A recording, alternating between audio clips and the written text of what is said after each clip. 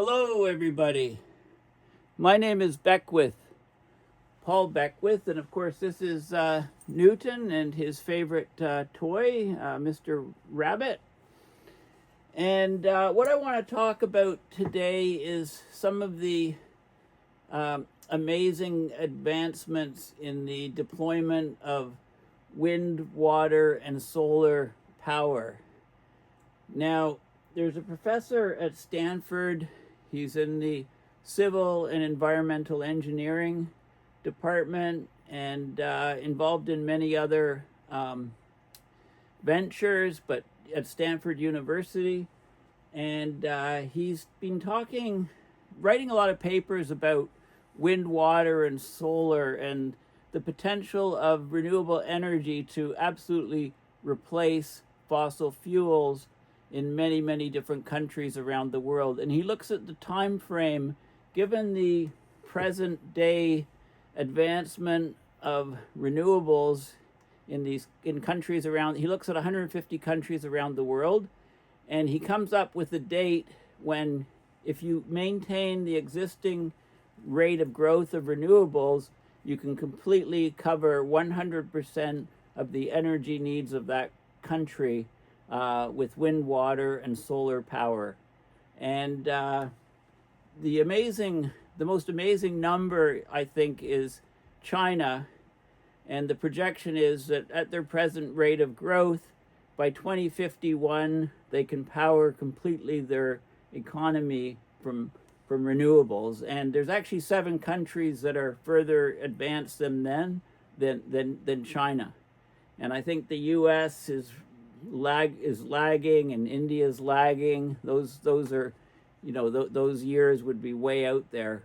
So I want to talk about Mark Jacobson, some of his recent papers and work, and actually have a look on Google Earth at some of the enormous solar photovoltaic farms, concentrated solar power where you have mirrors concentrating sunlight onto a molten salt on top of a tower to generate power, and also some of the wind installations and manufacturing, completely automated manufacturing of wind turbine blades, and how the blades are actually, often these blades are now over 100 meters in length, like they're just getting massive. And then also I'll look at the sort of the mix from wind, offshore wind, onshore wind, solar photovoltaic, and some other renewable energy sources, hydroelectric and so on. Okay, so let's have a look at those sort of things. Just keeping Newton happy. Yeah, I'm gonna have to weigh him. He's a lot bigger a dog than we expected when we got him. But anyway, so Mark Jacobson, this is his Blue Sky profile, and he's written loads of books and done lots of work in atmospheric modeling as well as in renewables. And Science Magazine, their breakthrough of the year is basically talking about wind, water, solar. In 2025, renewable energy, most of it from sunlight itself or from wind, overtook conventional energy on multiple fronts. And this is, so, they talk about the unstoppable rise of renewable energy. Now, if you're focused on the US and what they're doing, what their policies are towards science and towards renewables and climate, that they're an anomaly. They're going in the wrong direction, of course, as we know. Now, Jacobson also posts a lot of different stuff on battery costs and, the drop. This is volume weighted average for batteries, the dollar per kilowatt hour of storage, and you can see the incredible drop of price by a factor of 14 or 15 since 2010 to now. 8% drop year on year, exponential drop of price, down $108 per kilowatt hour. And so there's loads of posts. I recommend that you follow Mark and his work on blue sky. So let's have a look at the report in Science 2025 Breakthrough of the Year. They talk about, they look at an article called Here Comes the Sun that was just published December 18th, and Good Morning Sunshine, the seemingly unstoppable growth of renewable energy, being Science's 2025 Breakthrough of the Year. Okay, so let's have a look at the PDFs of those particular articles to start off. So here's the editorial, Here Comes the Sun. So, of course, 2025 presented many troubling challenges for science, especially in the US, but there was a bright spot. It was the first year, 2025 was the first year in which more power was generated worldwide from renewable energy, including wind and solar, than from coal. The situation came very close to peak carbon, the point at which fossil fuel emissions peak for the world and then start to decline. So many people think that we're going to start declining in our fossil fuel emissions very soon, maybe just in a few years from now. So there's much greater availability of solar and wind energy technologies around the world now, cheaper lithium batteries to run electric cars and store solar energy. So because of this, Science selected Rise of the Renewables. I love that expression, Rise of the Renewables, as its breakthrough of the year. Many of the technologies that have led to this rise of the renewables were developed in the US, but the advances in perfecting and manufacturing them have taken place in China, of course.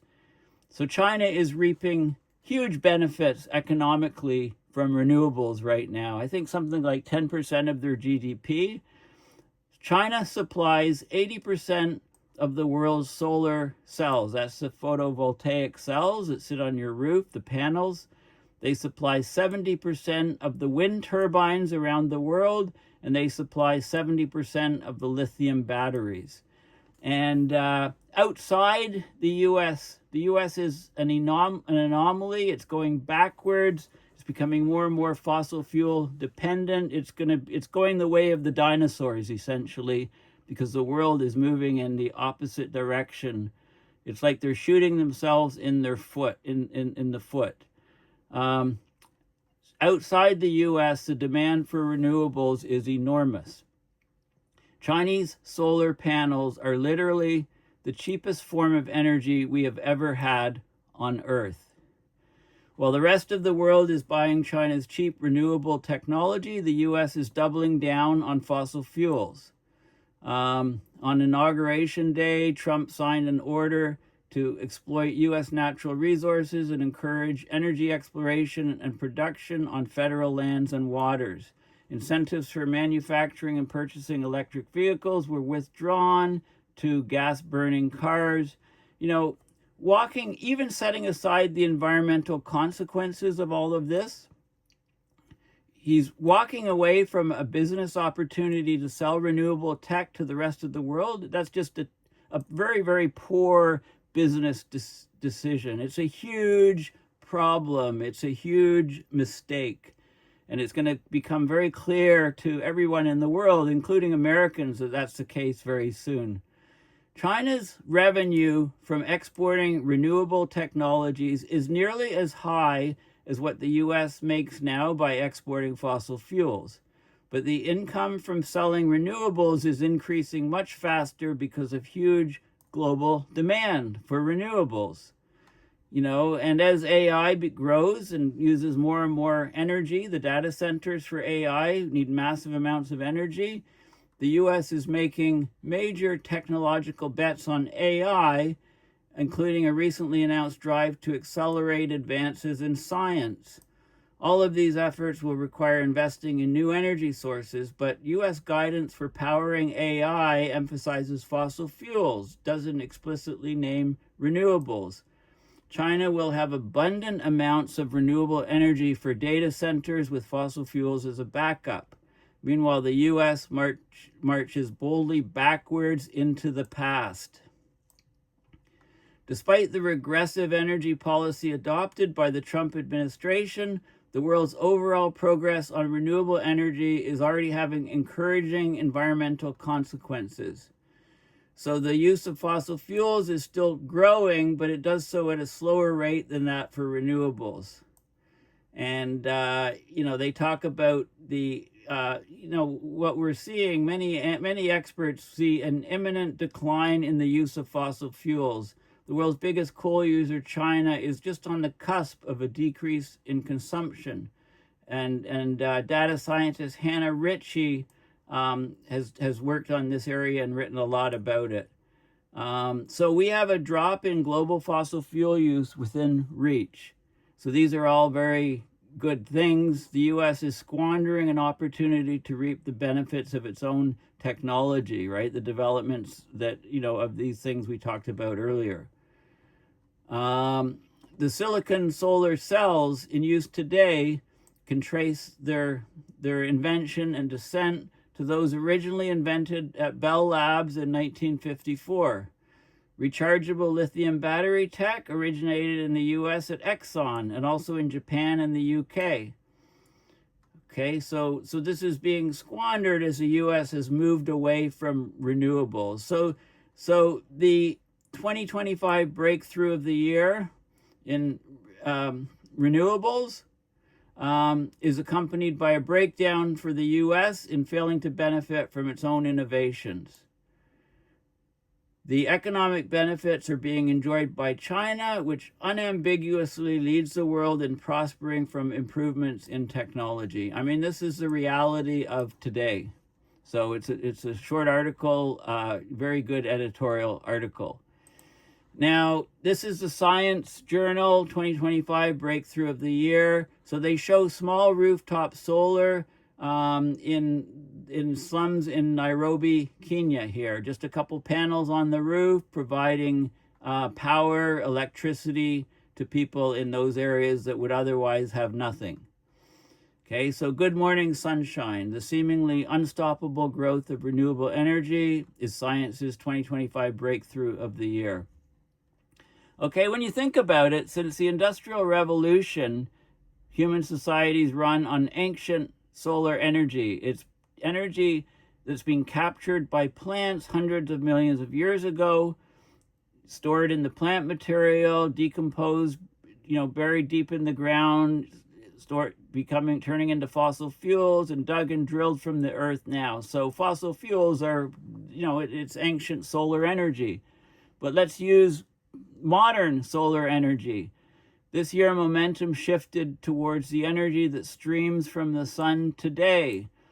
Renewable energy, most of it from sunlight itself or from wind, right? Wind is ultimately driven by the sun, changes in temperature, thermal contrast.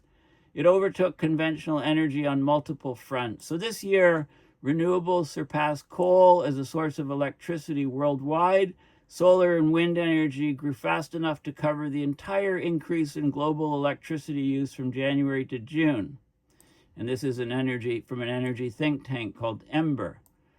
The Chinese president declared at the UN that his country will cut its carbon emissions by as much as 10% in a decade. So over the next decade, expect 10% cut of carbon emissions from China, not by using less energy, but by doubling down on wind and solar. Solar panel imports to Africa, South Asia, other places around the world have soared. People in these regions realize rooftop solar can cheaply power lights, cell phones, and fans.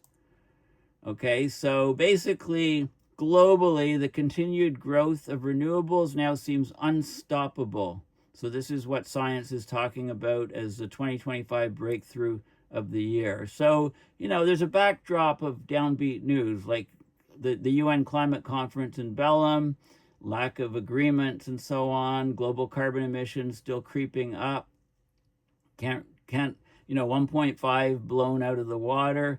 But Hannah Ritchie, who's a data scientist at University of Oxford and a climate blogger, says that China is just on the cusp of actually starting to push out coal, and fossil fuel use in the rest of the world is likely to follow. Okay, so they talk about how China dominates renewable energy tech. And I've mentioned this. It makes 80% of the world's solar cells, 70% of its wind turbines, 70% of its lithium batteries at prices no competitor can match. China really mastered this with the help of the scale of its economy, its manufacturing capacity, and the fierce competition right at home in China. Production surging, prices are falling, demand has taken off. So it's a virtuous cycle. So renewable technologies grew into an industry that now accounts for more than 10% of China's economy is from renewables. So think about that. And that's only growing and growing and growing. Wind and solar became the cheapest energy in much of the world. They talk about some other details, like some of the solar panels carpeting deserts and the high sun-struck plateau of Tibet, wind turbines up to 300 meters tall on coastlines and hilltops. China's solar power generation grew more than 20 times over the past decade. Think of that, a 20 times increase over the last decade. Its solar and wind farms now have enough capacity to power the entire United States. And this stuff is growing around the world. Like Pakistan, imports of Chinese solar panels grew fivefold from 2022 to 2024. The Ukraine war pushed up natural gas prices and the cost of grid power. So, people say, how am I going to keep the lights on at home? Well, the answer is obvious. And materials are getting better, batteries are getting better, new technologies and so on. Right? So it's all happening. It's all happening right now. And this graph really shows what's going on. So this is global installed electricity capacity in gigawatts from 2000 to present. And you can see growth of a number of different things, but we've got, so this is wind is this dark blue line here, exponentially rising. But, we're still burning more coal and natural gas, and, oil's dipped a little bit, nuclear's on the rise, bioenergy coming up. But look at solar. I mean, look at the growth of solar, right? We've seen falling prices have propelled a surge in solar and wind energy that far outstrips the growth of any other source. So this is installed capacity. And, it's just... It's just phenomenal growth, and from these sort of numbers you can project when countries, including China, will go completely 100% renewable, off fossil fuels. And you can see why the fossil fuel industry is in panic mode, and the fossil fuel industry has basically bought the US government and had huge influence on politicians in the US, and convince people to vote for people that support them, and they've basically been running the show, and they can see the writing on the wall. It's all going to come crashing down. So this is their last hooray. So they get a guy like Trump to do their bidding, and you can see this is just the rest of the world is moving away. The U.S. is obsoleting themselves. I mean, that's just the bottom line. Let's look at some of the places where there's huge solar. So look at this. This is a place, look at the wind turbines up here on the high elevations where it's windier, solar photovoltaic panels here. Just phenomenal coverage. This is solar panels armor a hillside in China's Anhui province, parting only for an access road, right? The gap here is just for a road. Distant ridges host wind turbines, right? It's easing air pollution. It's slowing the growth of China's carbon emissions. And the green giant, right? Images of China's clean energy infrastructure reveal a transformation of unmatched scale and speed. So here's another, another landscape of panels. China's turn to green energy dwarfs any other country's, as a parade of astonishing numbers attests. In 2024 alone, it installed new solar and wind generation equivalent to roughly 100 nuclear power plants. The pace quickened earlier this year.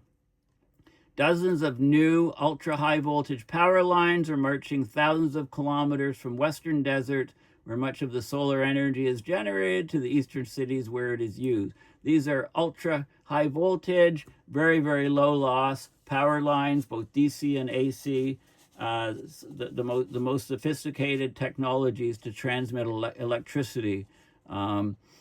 Hungrily awaiting this bounty of clean energy are millions of electric cars and a sprawling network of high-speed electric trains. They can go between cities 1,000 kilometers apart in just a few hours, right? We're talking speeds 500, 600 kilometers an hour, these high-speed electric trains.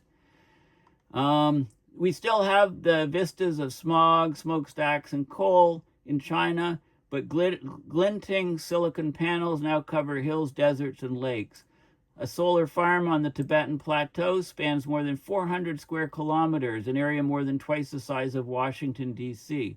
Wind turbines are getting even bigger. 1 minute for use offshore has blades, 150-meter long blades on the wind turbine. Arrays of house-sized lithium batteries stockpile excess energy. More is stored in mountaintop reservoirs. This is pumped water storage. You pump water uphill into a reservoir when energy is abundant, and then you let water out to run turbines and generators as needed to allow the water to extract the power. So this is a very efficient way of storing power. So they're doing all of this sort of stuff. Containers in China's ports are packed with electric cars, solar cells, wind turbine blades, right? They've created an export industry worth $180 billion in 2024 for renewables. Put low-cost renewable energy within reach of much of the rest of the world. And the demand is just growing in the rest of the world. I mean, this is just a phenomenal success story in China. You know, you can see some panels here. This is a solar park where these are all mirrors that are reflecting sunlight to focus on the top of a tower. And so there's molten salt there, so they're generating electricity. This is another way of doing it, solar concentrated power. This is showing rows of mirrors awaiting servicing. 12,000 mirrors. So 12,000 mirrors reflect sunlight to a central generating station. That's this concentrated solar power sort of thing. At the focus of the mirrors, there's a tower set aglow by the concentrated sunshine. It holds molten salt at 565 C. The salt generates steam, powers a turbine. Because the molten material holds heat through the night, the plant can run nonstop. So it takes away the cyclical nature of solar and wind. This is a factory that's producing wind turbine blades, and they're working to automate this entire process. You know, here's a blade that's being transported through a city on a road. It's the company is Sany, a Sany factory in a city in China, and the finished blade's 107 meters, the length of a soccer field. Here they're maneuvering a 90-meter blade through a village on its way to hills where an even larger turbine is being erected. Okay, in the first half of the year, China built 50 gigawatts of new wind capacity, some 10,000 new wind turbines just in 6 months. Okay, so it leads the world in wind power. It's got nearly half of the global capacity in wind power. And here's a tower putting up one of these towers. And, you know, these are big trucks down here for the size of scale. I mean, it's just phenomenal what they're doing. And look at these turbines going along a highway, the wind blades, and some in storage here and so on. You know, this is a Sany, that's a company factory. China produces 2/3 of the world's wind turbines. Most are installed domestically, but international orders are picking up. And also offshore wind farm orders. And you can see that was just in the news recently as Trump canceled 5 different projects. So, you know, he's perfect for the fossil fuel industry, right? He's the last gasp of the fossil fuel industry. These are the high-speed electric trains in China, in a maintenance yard, electric bullet trains waiting to be dispatched along high-speed tracks. They go up to 350 kilometers per hour. Okay, the electric ones. I thought they were faster. 1,300-kilometer journey from Beijing to Shanghai, just over 4 hours. And this is a port showing all of the electric cars waiting to be shipped out on container ships around the world. Cars, most of them electric, await export at the port of Taikang, just upriver from Shanghai. China made more than 12 million electric cars in 2024, 70% of global production, exported 1.25 million of them, right? So most of them still stayed within China. And this is a pool of water where they're getting lithium. Okay, they're extracting lithium, and you see all these people walking around and the different layers of the salts and so on. The emerald waters of Karhan Salt Lake on the Tibetan Plateau beckons tourists. It holds a bounty of lithium, critical ingredient in batteries for cars and renewable energy storage. So brine in the 160-kilometer wide lake yielded more than 50,000 tons of lithium carbonate last year, enough for hundreds of thousands of electric cars. Okay, so it's just, it's an incredible success story. And it's, science is recognizing that. Most people are just not aware of how far ahead China is. I mean, they respect education, they respect and promote STEM subjects, science, technology, engineering, math. Science is being hammered in the US mostly with climate science and weather and so on, but also all aspects of science are being just hammered. And it's like, if you want to install a guy as president to do the worst damage, to destroy the country, you couldn't find a better person than the Orange Man. Basically, that's the bottom line. But the rest of the world is moving on, and quickly. So let's have a look at some of the Google Earth images. So this is Google Earth. This is one of the solar plants I talked about. And I think, it's fun looking around on Google Earth over China and what they've got and they're doing. So this is an arrays of solar panels, it looks like to me. And then over here in this area here, like what's going on here? I mean, it looks like these are all panels or something here, like what's going on? It's hard to, I read, this was mentioned in the article as one of the places with massive solar farms, and this is what I could find on Google Earth. So I think that's what we're looking at here, these regions. And, we can go on to, this is another region in China's northwestern Gansu province that was mentioned on the edge of the Gobi Desert. And what I can see here is, I can see, this is a photoelectric park, it says here. So these are the photovoltaic panels. And you can see some things here, and then you see these circular things here. And this is the concentrated solar power.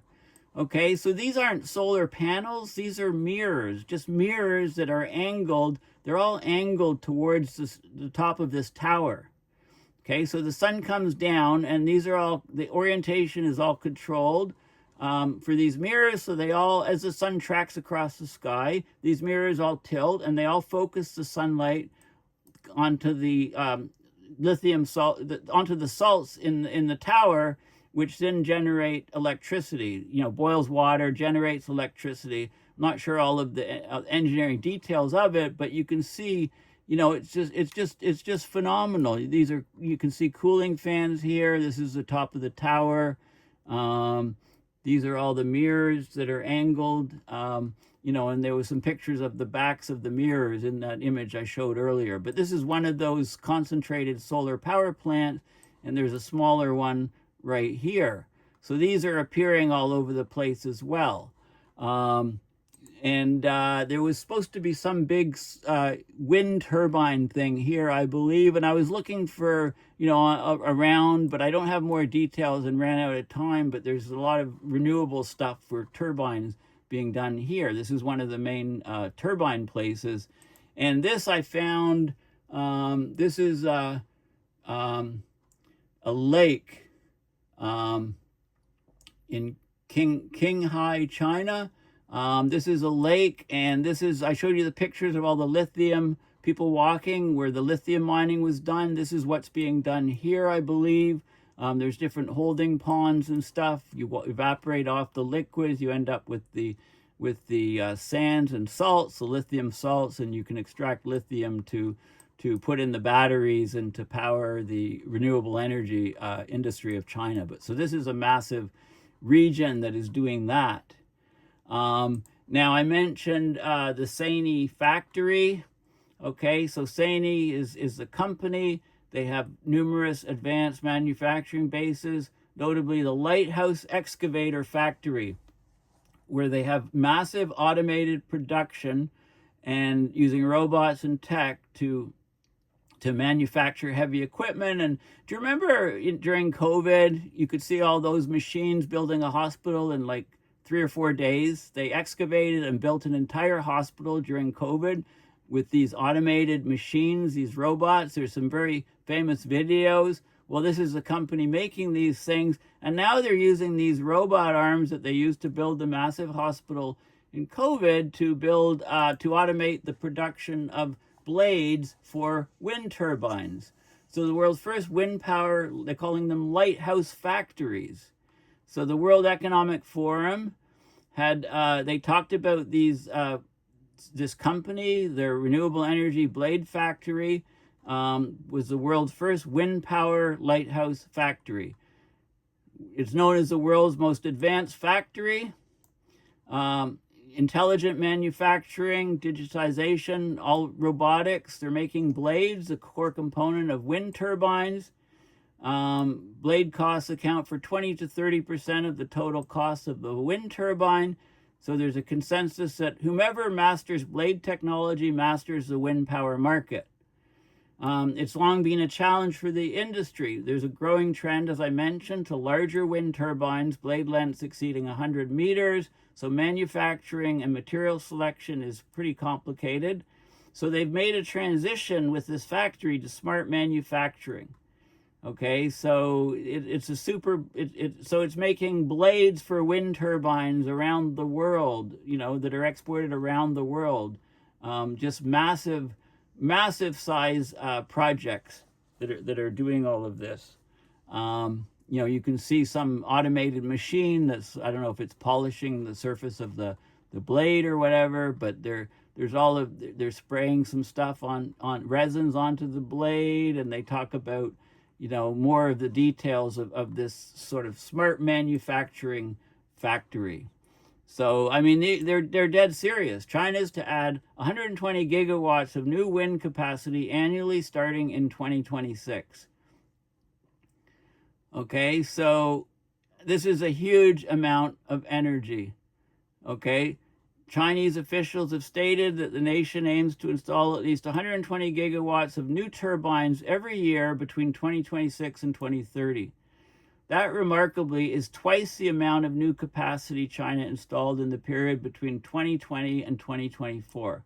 So what they built in that 5-year period, right, is they're going to do that. They're going to double that and produce that every single year for the next 5-year period. They have these long-term plans. They're going to set a total wind power installed capacity of 1.3 terawatt by 2030, at least 2 terawatt by 2035. So where is this heading? It's heading to completely powering China by renewable energy. And according to the most recent paper, they can do that by 2051. Okay, so they're just, and then they're doing many offshore turbines. They recently unveiled a 24.5 megawatt floating turbine, the future of large-scale wind power, so offshore turbines and so on. So they're just going like gangbusters. Here's an article on lithium-ion battery pack prices falling to 108 kilowatt hours. Okay, so this is the graph here showing 8% drop year on year, 2010 to now. So battery packs getting cheaper and cheaper, which is a huge component of the car industry, but also of storage, energy storage. And Mark Jacobson and his colleagues, they wrote a 139-page paper recently. It went in Environmental Science and Technology.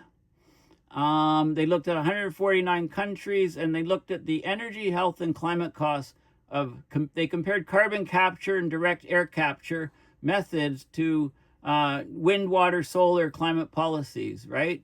The argument is that just wind, water, solar is what you need to do, and money spent in these other areas is wasted effort and focus and time. So I'm not going to go through this paper. What I do want to talk about is this paper here, projections of when each of 150 countries may eliminate air pollution and carbon emissions from all energy. Okay, so this is a key paper. Again, this is by Mark Jacobson. It came out, it was received December 8th, and it was accepted December 11th, and here it is. It's been published, peer-reviewed paper, the Royal Society of Chemistry. So whether the world addresses global warming, air pollution, and energy insecurity and autonomy matter, it depends largely on country transition rates to clean renewable energy. So this study is new because it examines transition rates by country using the most recent data. The study estimates when 150 countries can potentially transition to 100% clean renewable energy across all energy sectors upon near electrification of each sector. And if the countries add such energy at their most recent rates, at the rates that are occurring now, this transition would eliminate air pollution and carbon emissions from energy. The world's largest energy consumer and emitter, China, is currently on track to transition fully, thus eliminate 100% of its energy-related health and climate-damaging pollution by 2051. This is only 26 years from now. 25 years from now, it's going to be 2026 in a couple days. Okay?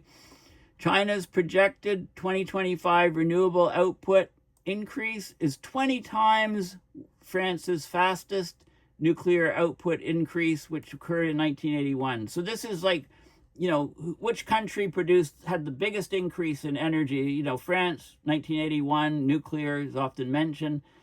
This is 20 times faster. I mean, there's no comparison. In 2025, China may already produce about 54% of the clean renewable energy that the U.S. would need for having 100% of its all-sector demand for clean renewable energy in 2050. There are 7 countries that could potentially reach 100% renewables faster than China. India and the U.S. may reach 100% only beyond 2130, and Canada is embarrassingly much worse than that. So let's have a look. This is a phenomenal study. I mean, they talk about the need to electrify all sectors, converting technologies currently powered by fossil fuels or bioenergy to electricity. And they talk about wind, water, solar as doing it, and that they don't include nuclear. Nuclear is not a wind, water, solar source, and they say why, and neither is bioenergy. Neither is burning carbon. So they look at that for all these different countries, and this is the result here. This is the key result. This is a year when 100% wind, water, solar, renewable energy could occur. And China here is 2052. In here, there's some countries, there's countries even better than China. Laos, Estonia, Lithuania, Greece, Norway, these countries are better. And then you get countries like the US is way up here in 2021, 28 on this plot. Embarrassingly, Canada is one of the worst in the world. Got to talk to Mark Carney about that. 2310 is when, at present rates, Canada will go off fossil fuels. Uganda and Rwanda are worse than Canada, as well as Egypt, but Canada is right up there. So no, it's horrible, actually. UK here. But the biggest story is China in, around just after the turn of the century, China will get all of its energy needs from renewable power. So you can imagine, just look at the present oil consumption, coal consumption of countries like China and India, and look, by 2050, you could get the estimates for how much of the fossil fuels are replaced. And we're obviously going to be peak fossil fuel very soon, and it's the rise of the renewables is really a big deal, and it's happening. So in Laos, it's mostly hydroelectric there, and they produce a lot more than they use. So they're basically there. And you can look up and look at what your country is doing and show people this. And this is a total embarrassment for Canada. I mean, and the U.S. And India is also very important. We looked at the U.S. here. I don't spot India offhand. But they're a big fossil fuel. They're a big consumer. So you can see which countries are doing well in this area. So this is like key stuff. And there's more charts here, for China, US, India. India's 2139 if you base it on 2024 to 2025 growth. If you base it on 2023 to 2024 growth, it's 22. So they've made a big improvement in 1 year, but they're still looking at far out in the future. And then you can look at, so this is some of the projections. This is China existing down here and China projected. And this is the U.S. existing, U.S. projected. So that, they're linear projections, right? Lots can happen.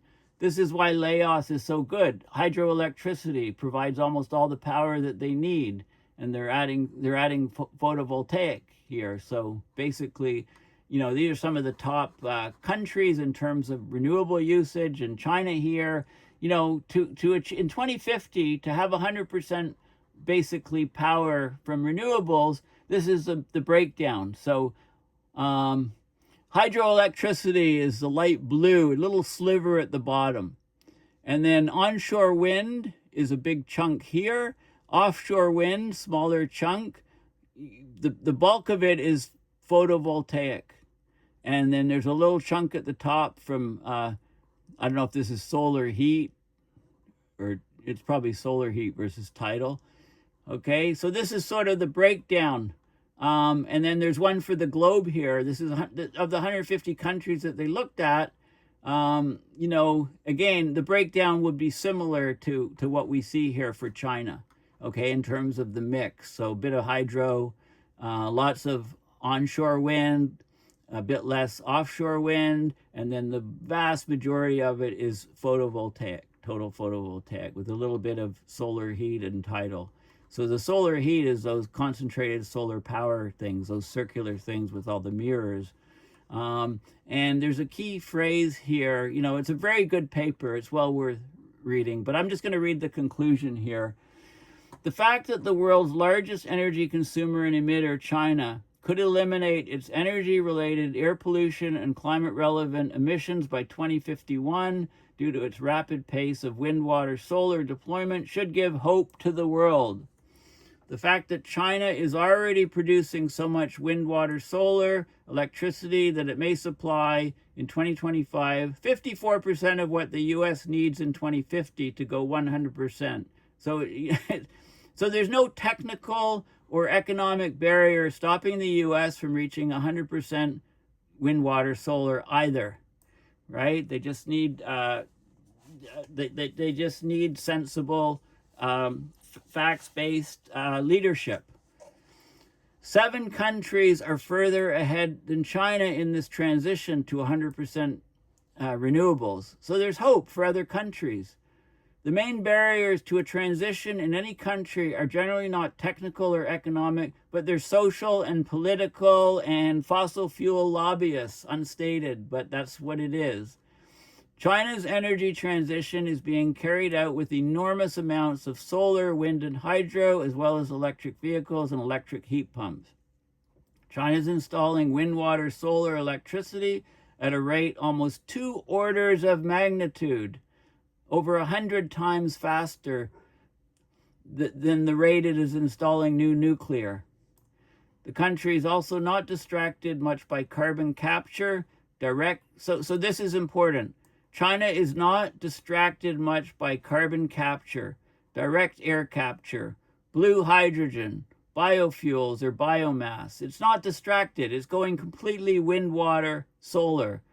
The example set by China and several other countries suggests that the world as a whole can succeed in a rapid transition if all countries make a strong social and political commitment to a transition and focus like a laser on clean, renewable energy. So this is the way of the future. It's all there, okay? It's all there in these papers.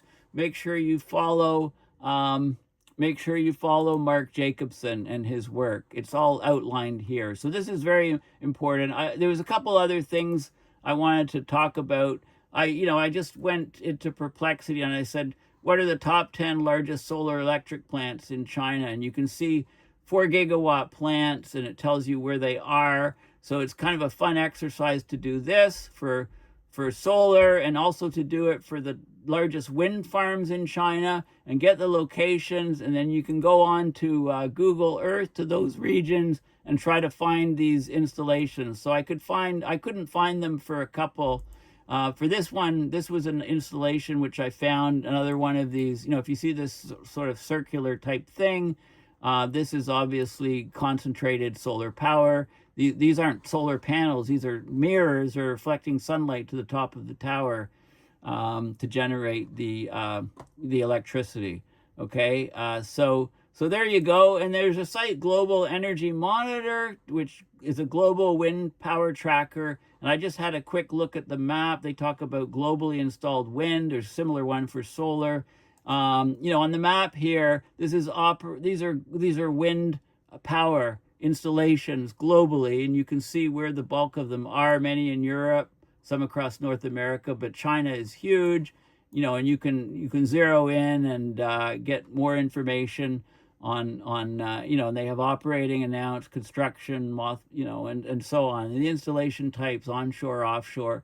So this is a wealth of information on wind power in particular, and you can find similar things for solar.